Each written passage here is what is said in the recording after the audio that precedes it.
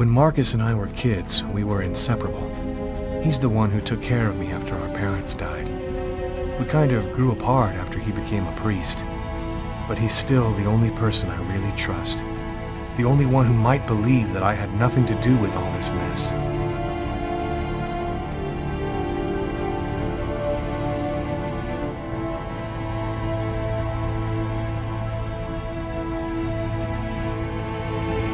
I'm happy to see you. I missed you. It's been a while. 2 years. So tell me what's happened, Lucas. I've killed a man, Marcus. It happened at a restaurant last night. It's like I was possessed, in a sort of trance, like I was a puppet on a string. I saw what I was doing, but I was powerless to stop it. My God. I can't believe this, Lucas. Tell me that it wasn't you. You're not capable of something like that. And there's this, too. You cut your wrists? Before the murder, I carved these symbols on my arms with a knife. I don't know if they mean anything. This murder?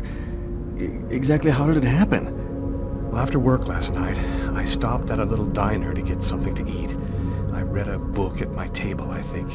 And after, it's just a black hole. I don't remember anything. Right up until I found myself in the toilets with a knife in my hand. It was horrible. You say that you were in a sort of a trance. But what do you mean by that? You talking about magic? Or sorcery? Or something like that? Marcus, I don't have an explanation.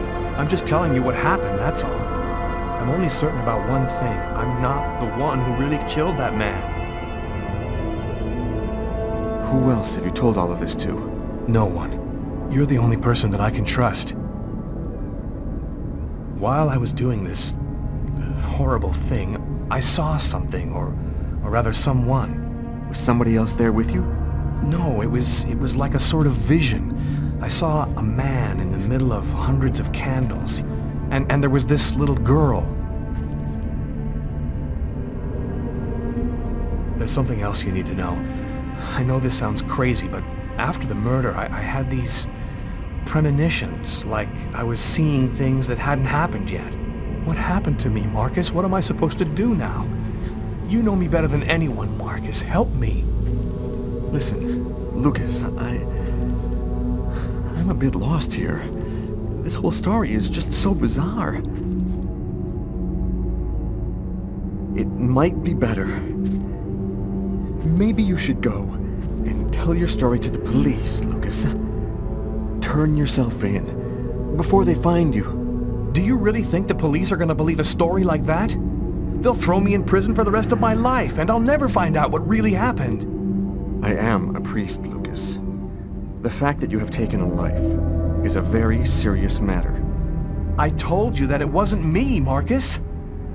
All these years and nothing's changed. You still never listen to me. Lucas, don't ask me to make a choice between my faith and my brother. I'm not a murderer, Marcus. You're the only person I can trust. I'm just asking you to believe me. Very well.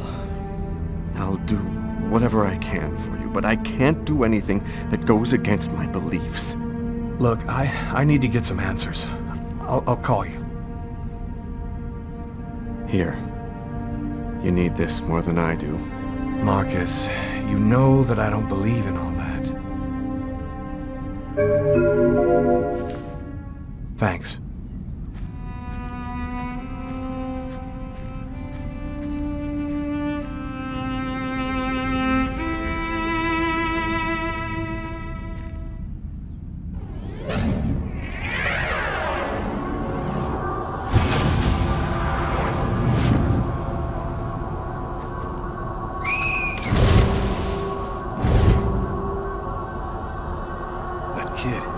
He's gonna slip on the ice. I've got to stop him. The cop in the restaurant. If I don't do something, the child will die. If I do something, the cop will recognize me. What am I gonna do?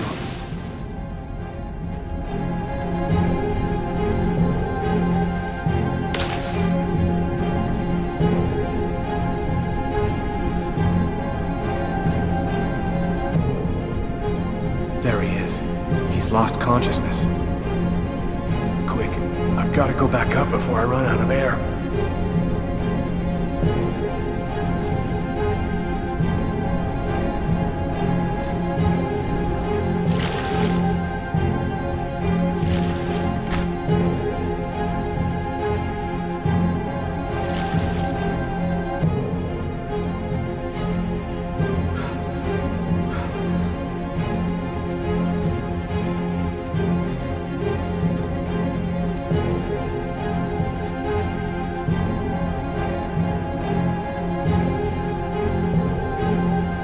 His heart, no longer beating.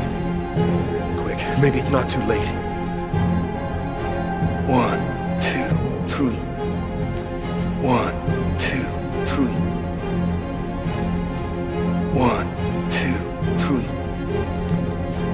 1, 2, 3.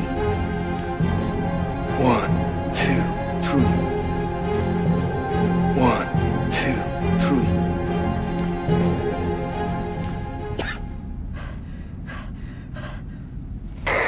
Patrol 324.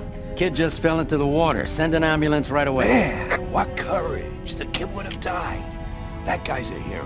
He dove into freezing water to save the kid. The kid never would have made it out of there without him. The cop recognized me. We both knew it. It's hard to say why he didn't turn me in. Maybe he decided I was even. I had taken a life and given one back. Nothing really changed for me. I was still wanted for murder by the police. But when I left that park, I knew I could look myself in the mirror again without cringing.